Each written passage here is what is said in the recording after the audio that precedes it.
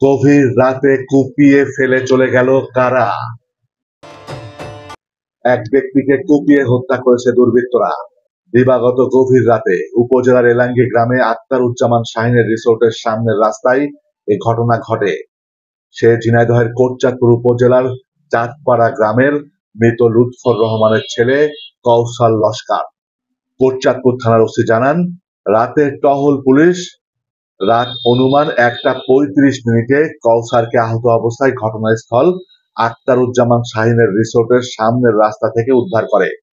মুমূর্ষু অবস্থায় তাকে নেওয়া হয় কালীগঞ্জ উপজেলা স্বাস্থ্য কমপ্লেক্সে। সেখানে মৃত্যু হয় তার।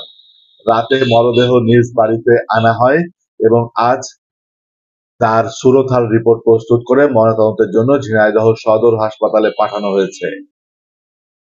ওসি আরো জানান, নিকট ব্যক্তি স্টক মালের ব্যবসায়ী এবং পূর্ব শত্রুতার জেরে ঘটনাটি ঘটেছে বলে ধারণা করা হচ্ছে।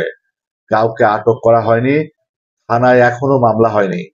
অন্য একটি সূত্র জানায়, পুলিশের সোর্স হিসেবে নিহত কওসার লস্করের এলাকায় পরিচিতি রয়েছে।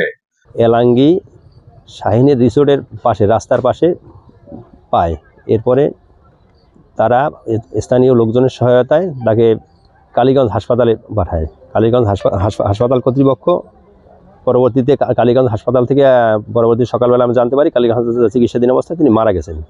ঝিনাইদহ 4 আসনের সাবেক এমপি আনোয়ারুল আজিম আনার হত্যা মামলার মাস্টার মাইন্ড আখতারুজ্জামান শাহীনের রিসোর্টের সামনের রাস্তায় ঘটনাটি ঘটায় হত্যাকাণ্ডটি এলাকায় ব্যাপক চাঞ্চল্যের সৃষ্টি করেছে।